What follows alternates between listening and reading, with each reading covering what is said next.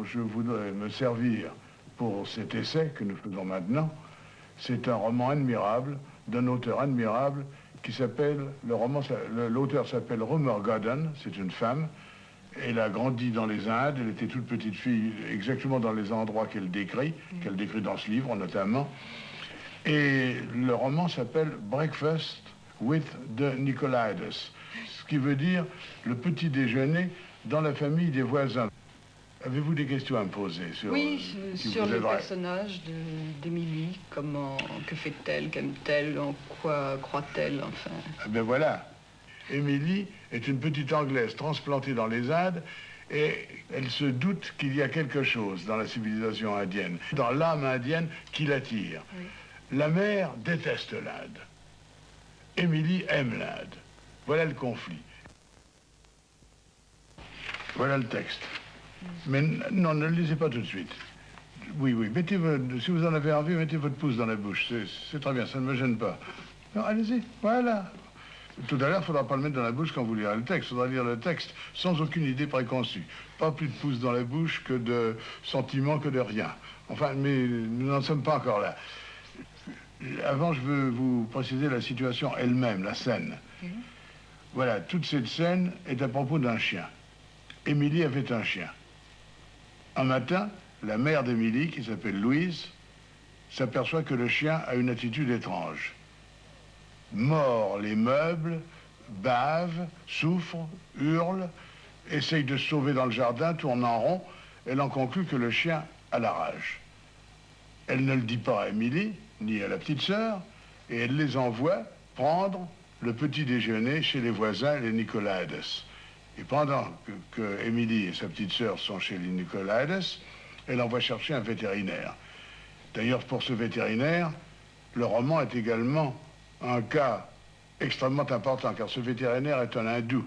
Vous savez que dans l'hindouisme, une des bases de l'hindouisme, c'est la croyance dans la survie, dans la métempsychose.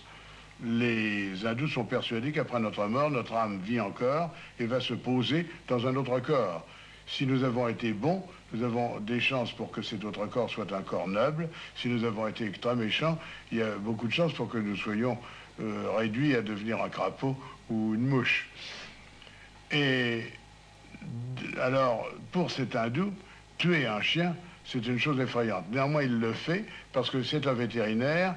Il veut adopter les mœurs anglaises, les mœurs nouvelles. Son devoir de vétérinaire est de tuer un chien qui peut-être, on n'en est pas sûr, qui peut-être a la rage.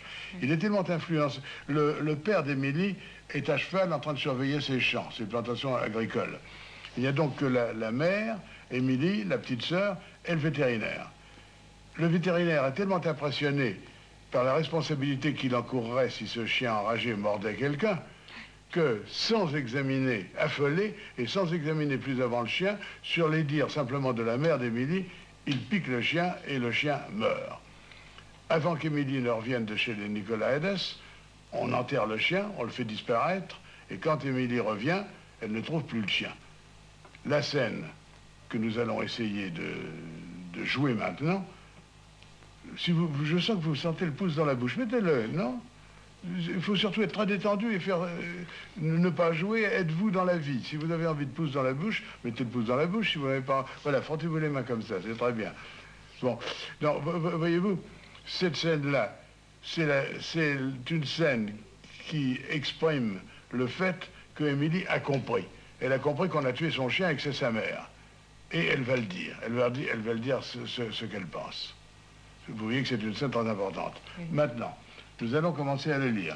Mais nous allons la lire absolument en nous interdisant toute expression.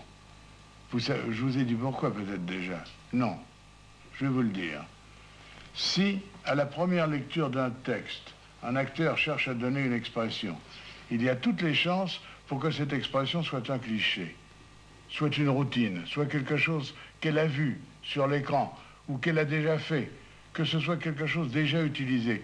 Ce qu'il faut que nous trouvions maintenant, chère Émilie, chère Gisèle, ce qu'il faut que nous trouvions, c'est le mystérieux mariage entre vous et l'Émilie qui est dans ces lignes. Et ce mariage, nous ne l'aurons que si vous arrivez sans idée préconçue. Si vous arrivez avec une Émilie déjà existante, nous ne trouverons pas la vraie Émilie. Notre boulot maintenant, c'est de trouver la vraie Émilie. C'est ça le travail d'un film. Si dans un film, on trouve chaque rôle, l'acteur et le metteur en scène ensemble, ou l'acteur tout seul trouve le rôle, eh bien, on a un grand film. On a un grand film parce que les personnages sont des personnages qui ne correspondent à aucun autre personnage connu, ce sont des personnages originaux, ce sont vraiment des créations. Alors, je vais vous dire comment je connais cette méthode. Cette méthode, je la dois à Michel Simon. Lorsque je travaillais avec Michel Simon, il me parlait tout le temps de la méthode à l'italienne. Et cette méthode à l'italienne, d'ailleurs, j'ai remarqué que Jouvet répétait comme ça. Puis alors j'ai pris des renseignements, j'ai appris que des gens, tout très honorables, comme M. Shakespeare ou M. Molière, avaient travaillé comme ça. Ça consiste à lire un texte exactement comme si on lisait l'annuaire téléphonique. On s'interdit absolument toute expression. On lit, on lit, on lit, les mots, les mots. Et puis alors ça pénètre tout doucement. L'esprit s'ouvre, le cœur s'ouvre, les sens s'ouvrent. Et à un certain moment, si l'acteur ou l'actrice a des qualités, vous avez comme une petite étincelle. Pan, ça part, et vous avez le personnage. Ben voilà, nous allons chercher ce personnage maintenant ensemble. Alors voilà, nous commençons à lire, et nous commençons à lire sans aucune expression. Maman, vous voulez que je vous embrasse? Avant, il faut que je vous dise quelque chose. C'est peut-être encore même trop d'expression. Je voudrais une voix absolument neutre, comme un gosse qui lirait l'annuaire téléphonique. Voyez-vous, vous voulez que je vous embrasse, avant il faut que je vous dise quelque chose. À ce point-là. Vous voulez que je vous embrasse, avant il faut que je vous dise quelque chose. Je sais ce que vous avez fait à Don, il est mort. Je sais pourquoi il est mort, je sais comment il est mort. Bien sûr, pour les gens, vous avez eu raison de faire piquer Don. Il était peut-être enragé. Il aurait pu mordre un enfant. Me mordre. Voilà, voyez-vous, je vous arrête. Trop d'expressions sur « il aurait pu mordre un enfant ». Lorsque vous pensez à l'enfant mordu, vous avez immédiatement des images qui affluent vers votre cerveau et vous imaginez la tragique morsure d'un enfant. Faut pas, parce que c'est peut-être pas ça que vous imaginerez quand vous aurez trouvé votre personnage. Peut-être quand vous aurez trouvé votre personnage, vous découvrirez que Émilie a tellement de ressentiments qu'elle ne s'apitoie pas du tout sur l'enfant mordu, mais seulement sur Don. Oui. N'est-ce pas? En réalité, peut-être même que Émilie, nous allons peut-être trouver une façon absolument inattendue de marquer la douleur d'Émilie. Peut-être qu'Émilie rit quand elle a une grande douleur. Peut-être qu'elle est insultante, peut-être qu'elle crache, ou peut-être qu'elle est absolument immobile et qu'elle ne fait rien. On ne sait pas encore. Alors, ne nous fermons pas l'avenir en décidant ce que fera Émilie. Nous ne le savons pas. Nous lisons les lignes simplement pour pénétrer Émilie, pour connaître Émilie. Une autre parenthèse. Lorsque j'ai fait Boudu avec Michel Simon, eh bien, il n'y a pas que les lignes qui aident à trouver un personnage. Il y a aussi la démarche. Le jour où Michel Simon m'a parlé avec la voix de Boudu, il marchait aussi avec la démarche de Boudu. Ben vous, quand vous allez me parler avec la voix d'Émilie, vous marcherez comme marche Émilie. Alors allons-y. Je sais comment il est mort. Je sais comment il est mort. Je sais pourquoi il est mort. Bien sûr, pour les gens, vous avez eu raison de faire piquer Don. Il était peut-être enragé. Il aurait pu mordre un enfant, me mordre. Et je serais morte dans des convulsions et en souffrant beaucoup. Pour les gens, vous avez eu raison, mais pour moi, vous avez eu tort. On ne tue pas un corps qui porte une âme. Ne me dites pas comme les gens de l'Ouest que les chiens n'ont pas d'âme. Don, en tout cas, lui, avait une âme. Cette âme est immortelle. Et si Don est mort en état de péché, il est peut-être maintenant réincarné dans le corps d'une puce. Ça vous fait plaisir de penser que Don est une puce? Bon, alors voyez-vous, là, j'arrête. Vous ne pouvez pas vous empêcher de redonner de l'expression. Et vous avez dit, ça vous fera plaisir de penser que Don est réincarné dans le corps d'une puce. Vous l'avez dit avec un reproche. C'est parce que la situation appelle le reproche. Peut-être avez-vous raison, peut-être avez-vous déjà, Émilie. Je n'en sais rien. Mais pour en être sûr, on va recommencer. Lisez encore une fois. Maman, vous voulez que je vous embrasse? Avant, je dois vous dire quelque chose. Alors attendez, essayez de me le dire sur un ton encore plus neutre. Maman, vous voulez que je vous embrasse, mais avant j'ai quelque chose à vous dire. Quel est le texte? Je sais ce que vous avez fait à Don. Il est mort. Je sais pourquoi il est mort. Je sais comment il est mort. Bien sûr, pour les gens, vous avez des raisons de faire piquer dents. Il était peut-être enragé, il aurait pu mordre un enfant. Aussi neutre que ça. Maman, vous voulez que je vous embrasse? Avant, il faut que je vous dise quelque chose. Je sais ce que vous avez fait à Don. Attention, votre chose a eu... Le mot chose a eu un petit côté sentimental. Faut pas être sentimental. Nous ne sommes pas sentimentaux. Nous sommes vrais. Ou plutôt, nous essayons de l'être. Vous avez une petite intonation, là, mignonne. Oui. Faut pas être mignon. Soyons pas mignons, soyons forts. Vous voulez que je vous embrasse avant et que je dois vous dire quelque chose? Bien. Je sais ce que vous avez fait à Don. Bien. Il est mort. Il est mort. Il est mort. Vous ne le regrettez pas, il est mort. Il est mort. Alors allez-y. Vous voulez que je vous embrasse? C'est bien, je vais vous embrasser, mais en vous embrassant, je ne cesserai pas de me répéter en moi-même, je suis libre, je suis libre. J'ai l'impression qu'Émilie commence à venir. Écoutez, pour être tout à fait sûr, voulez-vous me redire les premières lignes? Pas d'expression, hein? Neutre. Maman, vous voulez que je vous Non, embrasse? votre maman est beaucoup trop sentimentale. Maman, sec. Maman, vous voulez que je vous embrasse? Avant, je vais vous dire quelque chose. Redites-moi encore une fois. Ça commence à venir. Votre violence commence à apparaître. Il faut qu'il y ait une violence énorme dans l'intérieur de cette petite. Alors, allez-y, maman. Maman, vous voulez que je vous embrasse? Avant, je vais vous dire quelque chose. Bon, très bien. Alors, pour la suite de ces lignes que vous connaissez maintenant, on va commencer à donner de l'expression. J'ai l'impression que ça vous arrange de vous lever, hein, là. Oui, j'ai envie. Bon, allez. Bouger un petit peu. Eh bien, très bien. Allez, maman, et puis vous vous levez. Je reprends le début. Oui. Maman, vous voulez que je vous embrasse? Avant, il faut que je vous dise quelque chose. Je suis la mère, regardez-moi. Avant, il faut que je vous dise quelque chose. Je sais ce que vous avez fait à Don. Il est mort. Attendez, attendez. Ça, c'est trop petite fille qui aurait à s'excuser d'avoir cassé sa poupée. Je sais ce que vous avez fait à Don, mais on l'a tué, c'est une chose affreuse. Faut que vous lui jetiez à la figure, avec haine. Tout à l'heure, vous avez eu, étant assise, on s'est peut-être levé trop tôt. Mais enfin, en tout cas, ça ne fait rien. Restons-y. On y est, on est debout, restons debout. Redites-moi la première phrase. On va travailler sur la première phrase. Maman, vous voulez que je vous embrasse? Maman, vous voulez que je vous embrasse? Avant, je dois vous dire quelque chose. Bon, votre avant, faut que je vous dise quelque chose, est bon. Vous allez me dire ça. Maman, vous voulez que je vous embrasse avec plus de haine et de fureur. Avant, il faut que je vous dise quelque chose, il faut que vous le fassiez comme si vous vouliez la mordre. Allez-y. Maman, vous voulez que je vous embrasse? Avant, je dois vous dire quelque chose. Je sais ce que vous avez fait à Don. Bon, alors, il faut que je vous dise quelque chose, est trop faible. Il faut que nous poussions ça plus. Peut-être que ces gestes, la cigarette vous gêne. Tenez, mettez dans la cigarette. Voilà. Réasseyez-vous. Et avancez-vous vers moi. D'abord, maman. Maman, vous voulez que je vous embrasse? Non, c'est pas bon ça non plus. Venez vers moi sans parler. Réasseyez-vous. Arrivez. Maman, vous voulez que je vous embrasse? Voilà. Vous l'avez? Allez. Avant, je dois vous dire quelque chose. Allez.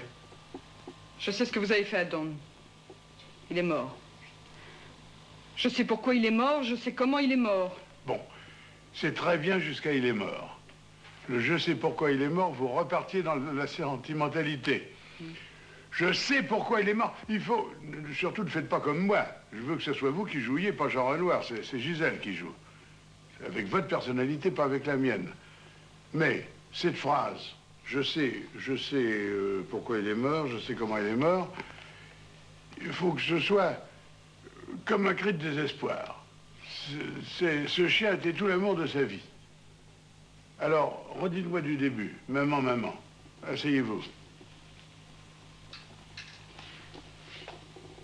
Maman, vous voulez que je vous embrasse? Avant, je dois vous dire quelque chose. Non, c'est pas assez agressif. Aboyez. Vous voulez la mordre en disant ça. Vous voulez que je vous embrasse? Vous voulez que je vous morde? Maman, vous voulez que je vous embrasse? Avant, je vais vous dire quelque chose. Bon, vous pouvez garder votre main qui gratte les cheveux, ça va très bien. Recommencez avec la main qui gratte les cheveux, c'est une très bonne trouvaille. Allez-y. Maman, vous voulez que je vous embrasse? Avant, je dois vous dire quelque chose. Je sais ce que vous avez fait à Don. Il est mort. Il est mort, sec. Il est mort. Bon, je crois qu'on peut commencer à passer au stade suivant, c'est-à-dire à rechercher votre expression personnelle. Mais surtout, tâchez de bien oublier tout ce que vous avez vu à propos de scènes de ce genre. Il faut que ce soit vous et pas d'autres, n'est-ce pas? Alors, écoutez, on va peut-être recommencer, hein, depuis le début. Je peux bouger un petit peu? Oui, oui, allez, bougez.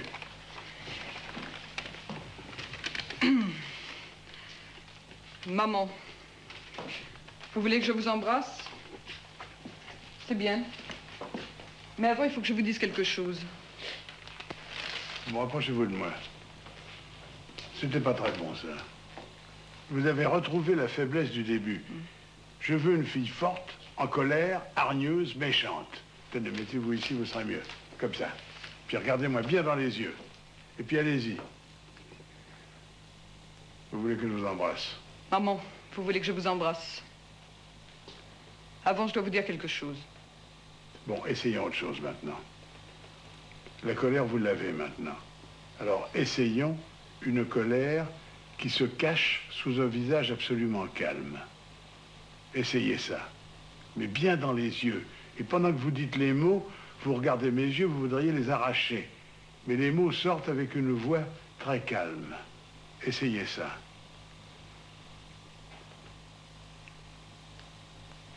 Maman, vous voulez que je vous embrasse? Avant, je dois vous dire quelque chose. Je sais ce que vous avez fait à Don. C'est beaucoup mieux. C'est beaucoup mieux. Redites-le encore une fois et je vous arrêterai là où une syllabe me semblera fausse. Allez-y. Maman, vous voulez que je vous embrasse? Avant, je dois vous dire quelque chose. Je sais ce que vous avez fait à Don. Il est mort. Je sais comment il est mort. Je sais pourquoi il est mort. Je crois que c'est bien. Je crois que maintenant, nous pouvons passer sur le studio. Alors, vous êtes à votre place, Gisèle? Oui? Je crois qu'il faut être... Écoutez, ne vous préoccupez pas de votre place, d'ailleurs. Ça n'a aucune importance, la place. Il n'y a qu'une chose qui est importante maintenant, c'est que vous n'êtes plus Gisèle Braunberger, vous êtes Émilie. Alors, Émilie, attention, nous allons tourner. Le clap, s'il vous plaît. Jean Renoir, 6 premières. Allez-y, Gisèle. Maman, vous voulez que je vous embrasse? Avant, je dois vous dire quelque chose. Je sais ce que vous avez fait à Don. Bon, très bien. N'interrompons pas, continuons à la pause de vue. Recommencez. C'est extrêmement bien. Ça peut être, sans être sentimental, ça peut être plus ému.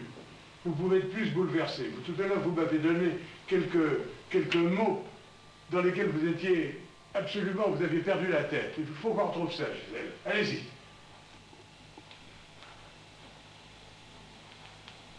Maman, vous voulez que je vous embrasse? Avant, je dois vous dire quelque chose. Je sais ce que vous avez fait à Don. Il est mort. Je sais comment il est mort. Je sais pourquoi il est mort. Bien sûr, pour les gens, vous avez eu raison de faire piquer Don. Il était peut-être enragé. Il aurait pu mordre un enfant. Me mordre. Mais je serais morte dans des convulsions et en souffrant beaucoup.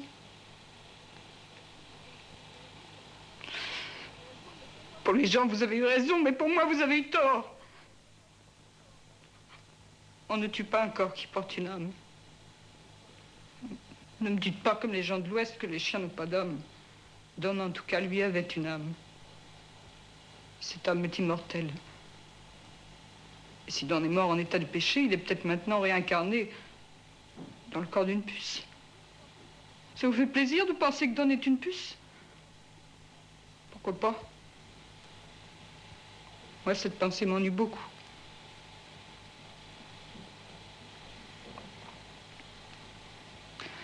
Vous voulez que je vous embrasse? C'est bien. Pourquoi pas? Maintenant, je suis Émilie toute seule. Émilie qui s'en va toute seule.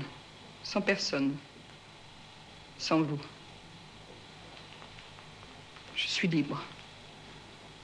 Libre, comme si je pouvais m'étirer quand je veux. Étirer mon esprit aussi bien que mon corps. Je vais m'étirer jusqu'à toucher du bout de mes doigts les limites d'un monde nouveau. Un monde encore inconnu. Ce pouvoir inattendu n'a pas de limite. C'est peut-être ça qu'on appelle la liberté. Des tas de possibilités de force, de satisfaction, aussi des possibilités de solitude. J'accepte la solitude.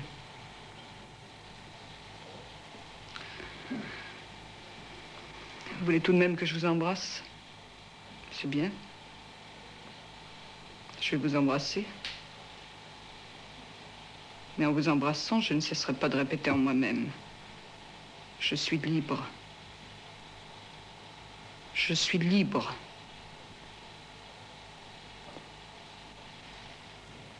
Voilà. Excellent. Non, c'est super.